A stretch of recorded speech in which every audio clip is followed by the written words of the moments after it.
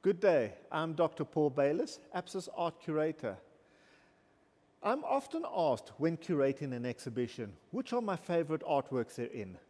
Those that know me know that I would seldom pick one artwork above another, and the reason being that each artwork is unique, and as a curator, it is always a humbling experience to work with a young artist, to see them produce the final work that we see on the gallery wall, but also to see them grow and mature in their chosen field.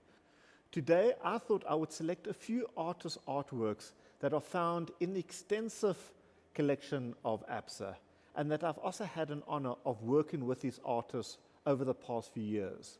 For those of you that are wanting to build or even maybe are considering starting an art collection, these are some of the artists that I would definitely recommend you include therein.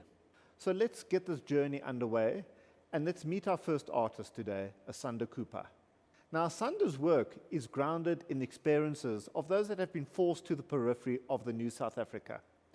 Despite its great rebirth, born in Mileto, a semi-rural village in South Africa's poorest province, the Eastern Cape, Asanda's scenes depicts the chaos and the energy of life for many of South Africa's subjudicated black population. And this is a life that is defined by struggle and by lack of access to basic resources. Now, before we actually delve further into the work of Asanda Kupa, let's actually get to meet the artist and let him talk to us a bit about his experiences. Well, the biggest event for me that changed the course of my career would be when I received the Reinhold Kasira Award, sponsored by the late Nadine Godima and hosted by the Berg Factory Artist Studios. So this meant for me a home at the Berg Factory. This meant a studio for me to practice every day, and I had well-established artists and emerging artists to actually guide me or to work with through the course of my art making. But the biggest misconception for me would be when you receive an award or you had a solo exhibition that you have made it as an artist. Because I believe that art is an ongoing process. And I'm an artist and art is... Thank you, Asanda. As an art curator, it's not just getting to see the artworks, but for me, it's also about meeting the artists behind the artworks. And that is what we're going to be doing with you today, is also introducing you to the artist, showing you who they are and what inspires them in creating what they've done. So back to Asanda's work of today. Asanda very much is concerned with the new political regime that has failed its people. The very people that brought this regime to power through their own sacrifice, while also celebrating the self-determining spirit that makes a long history of civic action. It is protest spurred by grassroots community frustration, and this is a central theme as we look at his work. In all of Asanda's work, it begins a series of striking crowd scenes, and in this particular one, it is inspired by the Marikana mine workers, the massacre of 2012, and here it shows the militant action not only as an expression of fury, but also of a place of refuge and a place of hope. As we look at this particular work and the technique that Asanda has used, we can see that it is raw, it is incisive, and there's a sense of urgency that is coming through this particular artwork. Asanda is capturing, through this particular work, an important period in South Africa's political history. And in doing so, he reflects on the breadth and the depth of the economies of hope and the hopelessness around popular protest amongst the subjudicated population of South Africa. Our next artist today is Marco Selekani, and his preferred medium is silkscreen on Fabriano. Marco was born in 1986 in a rural village, Uitvlucht, which is based in Mpumalanga. In the early 1990s, he moved with his mother to Mabopane, a township just north of Pretoria in the Northwest Province. Marco first encountered art during his primary school years when he took part in an art competition. We can actually see his particular work, which we're going to be unpacking a bit more on my left here. Through his work, Michael takes us to a space where the other exists. He draws from his own experiences as a migrant within the South African borders. And through this, Michael captures the deep vulnerability of displaced people. If you look at Michael's work and compare it to the work that we viewed earlier as Asanda Kupa, you can see there's a lot of similarity coming through in terms of their themes dealing with migrant workers, displaced people, communities, etc. Let's get to meet Michael and let him just share a bit of his journey with us. Michael, great for you to join us today. The moment that I knew that art is my calling was in grade 6, where my work it was selected for top 10. In that time, my drawings were very different from other kids because of mine. I never do the cartoons. My drawings, they were always talking about the social issues. Because of I also have drawing my inspiration from the music such as jazz, because of jazz is a social music. It talks about everyday life, everyday stories, everyday people. So this is where I got my lot of inspiration, because of when you listen to the blues, to Miles Davis, to Hugh Masekela, I get inspired, like that, the feeling of the music, the mood and everything. So it drives me more like to work. Thank you, Michael. And as we hear from Michael, he deals with social issues and everyday people. Back to this particular work on my left here. And through this, Michael has interviewed fellow migrants in order to examine the isolated individual within a vibrant community. And by doing so, he gains an understanding of the difficulties that they face in finding work, shelter, and communal support, and also trying to find acceptance within their community. Our social structure is built on the notion of safety in numbers and to fear that which exists outside the realm of normal. Through his use of minimal color that we see within the work, Michael depicts the vast empty expanses, and he creates a stark environment where wolves, if I can call it as such, almost take advantage of the solitary sheep. What a powerful analogy Michael leaves us with in this particular work.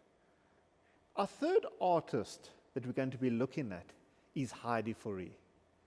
Heidi is curious to uncover the countless mark-making and really the representational possibilities of pigment, binder, and solvent solutions and applications. So as we look at Heidi's work, we can see that this is very different from the first two works that we actually looked at in terms of Michael Selekani and Asanda Kupa. To Heidi, the painterly marks not only make up subjects, but are subjects within themselves. So let's actually just take some time out and let Heidi talk to us about her experience and share with us her journey. Heidi, good for you to join us today. One event that really changed the course of my career was when I started experimenting with monotypes, because unlike paintings, monotypes are a bit more spontaneous and you only have a limited time frame.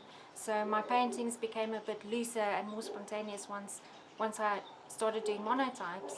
And I made peace with the paint sort of doing its own thing, and it became a collaboration between me and the paint. I think a big misconception when it comes to the art world is that it'll always be easy and that some people are just born artists. I think it takes a lot of practice and a lot of constant work and discipline, and you also have to sometimes make it fun for yourself, because as soon as it becomes boring, then the work also becomes boring. So I like to go out into nature, and when I spend a day in nature, I just want to go and paint. Heidi considers the paint a participant in the creative process, as Heidi thins the oil paint down to a very liquid consistency, and this allows it to flow freely across a very slippery surface.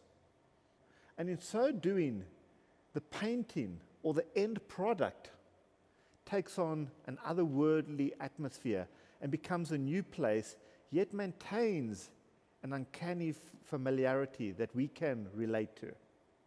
This particular work that we're looking at here is watercolor on Fabriana paper. Our next artist that we're going to be looking at is Ramarutha Makoba. And you can see his particular work on the left-hand side. And it is incredibly distinctive as we look at it. And we're going to be unpacking that a bit more in some detail. But a bit of who Ramarutha is. He was born in Soweto, and he trained at Artist Proof Studios in Johannesburg.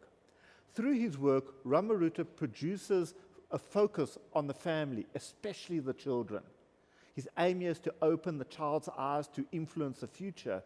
And as you will see, in a lot of his works, as you become familiar with Ramarutha's works, he brings in the concept of a metaphor of a tree for families within different communities. But before we get to unpack this a bit more, let's get to meet Ramarutha.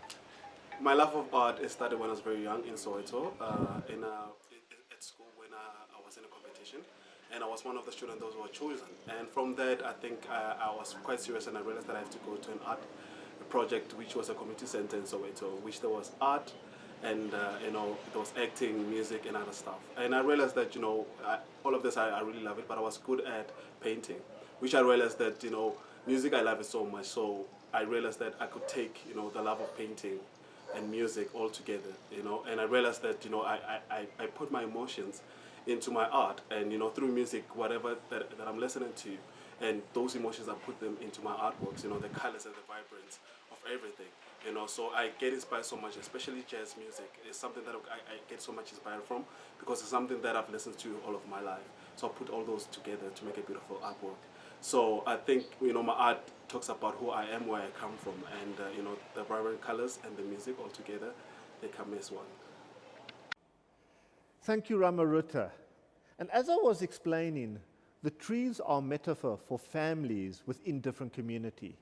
The trees represent life, knowledge, success, and productivity. And in many communities within South Africa and literally across the continent, communities use these trees for shade.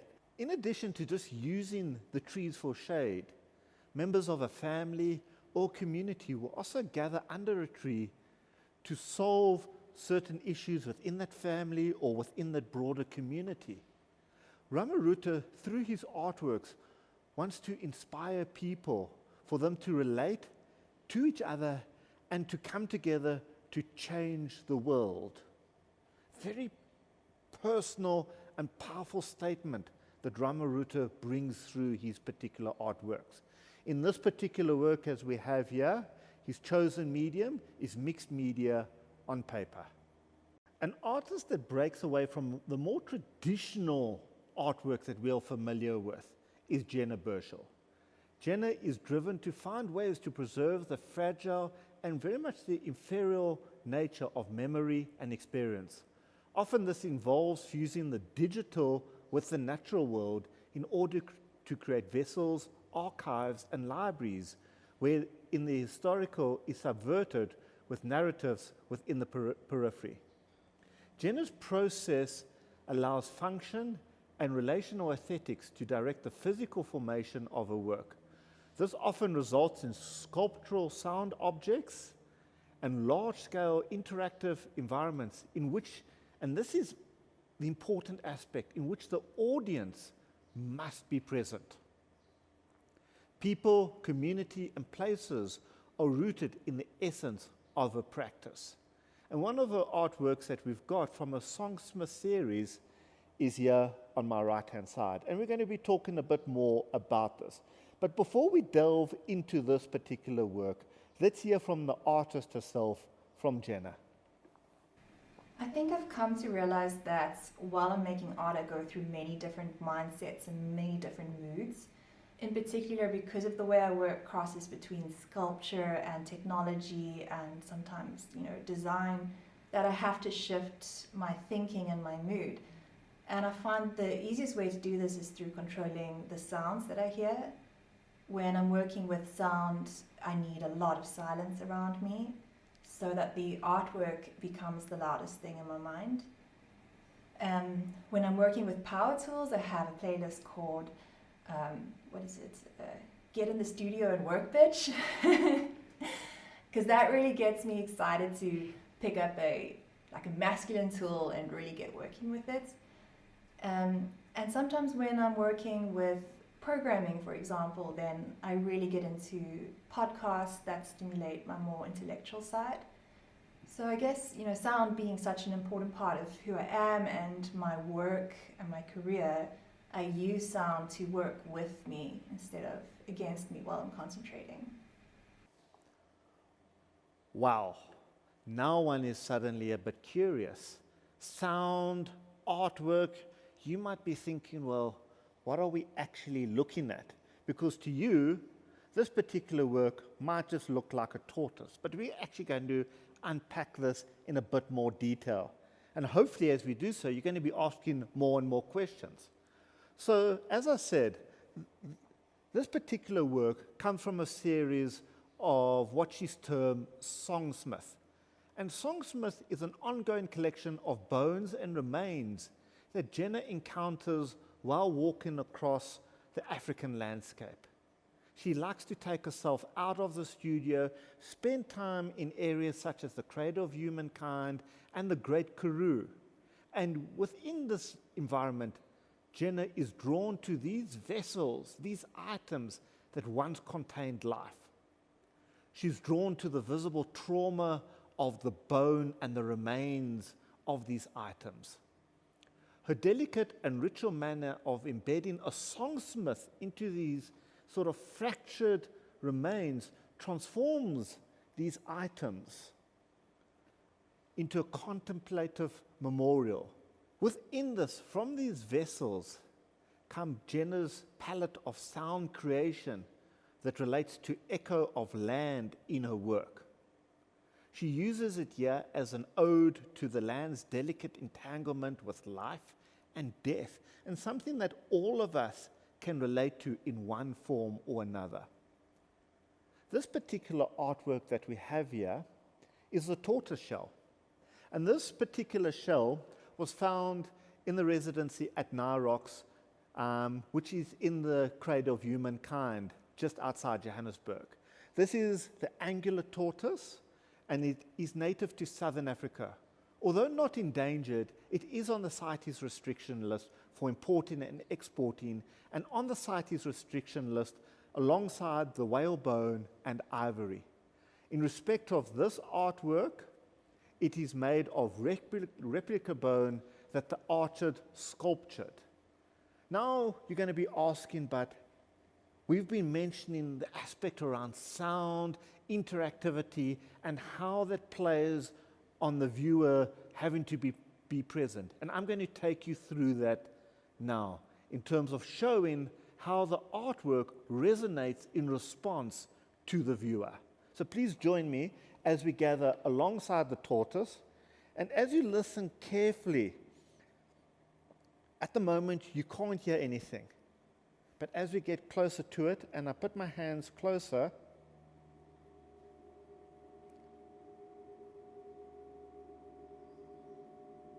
you can start hearing that humming sound, showing that the energy from within us is connected to this vessel, to the fragments of this tortoise.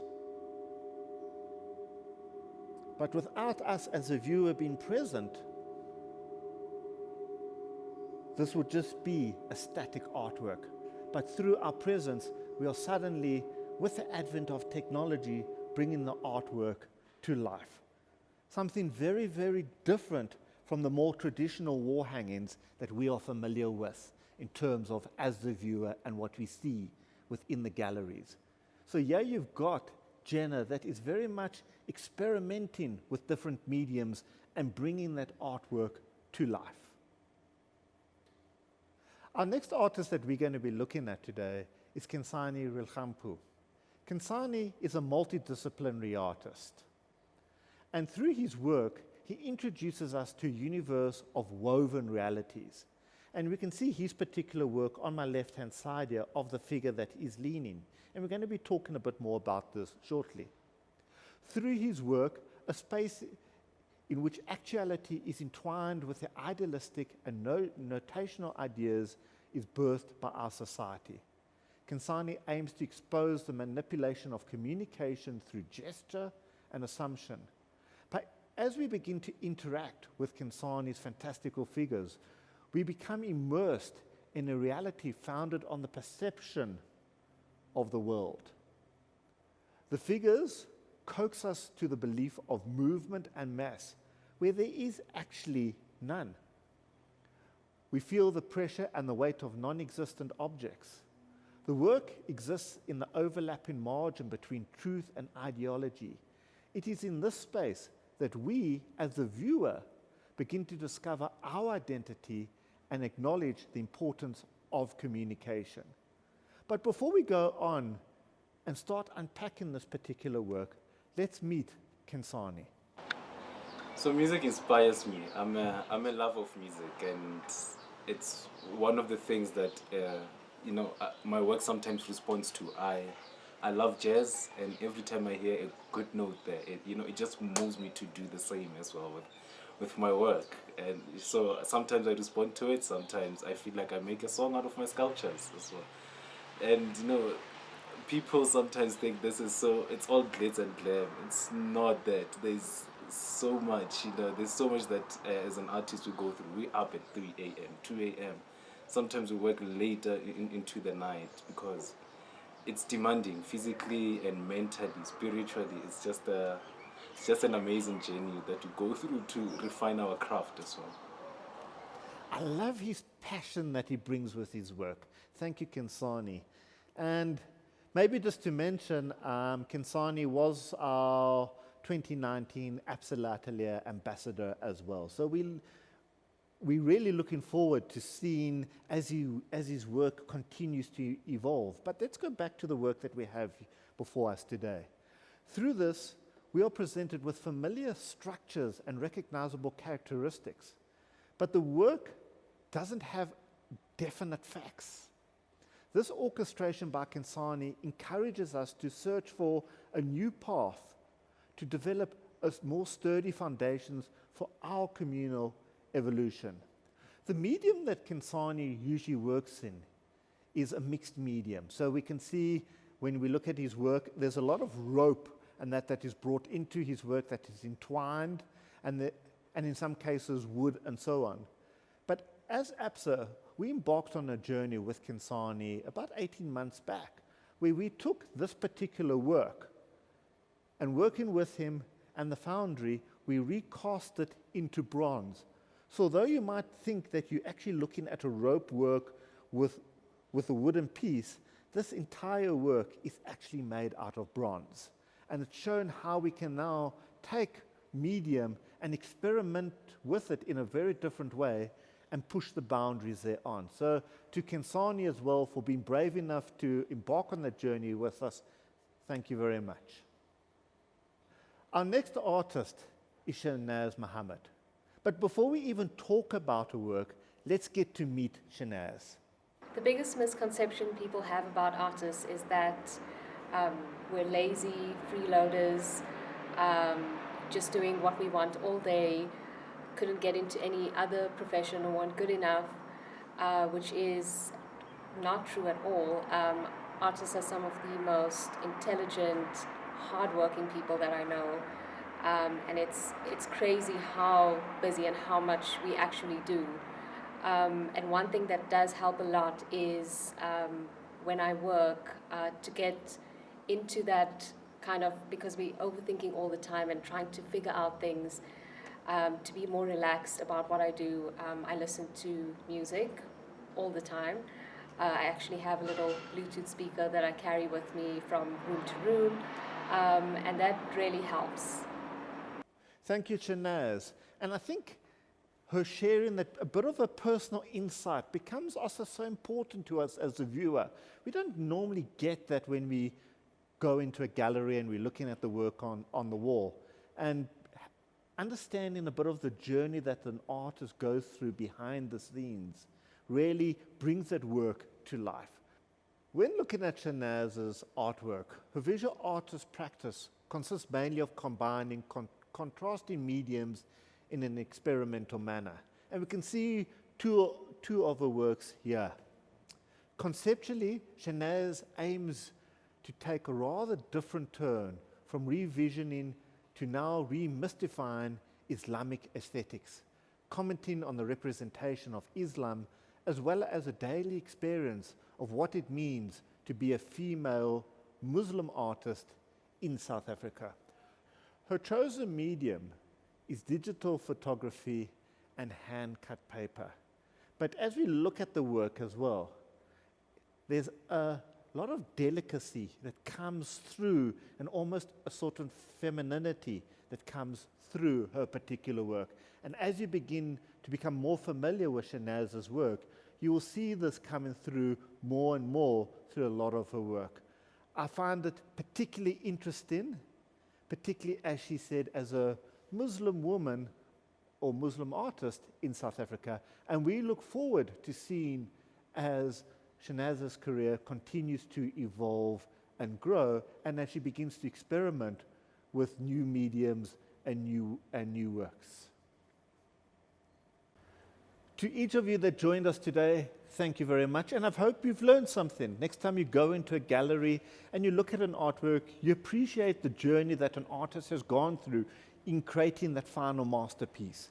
To each of the artists that made their time available, a big thank you. If you are interested in acquiring any of these artists' artworks and investing in good future talent, please just send me an email. My email address is on the screen now, and we will send you a portfolio of the work that is available for purchase. When you are next in downtown Joburg, do come visit us, pop in at the Absa Gallery, and do say hi. This is Dr. Paul Bayliss, Absa's art curator, and again, a big thank you for joining us today.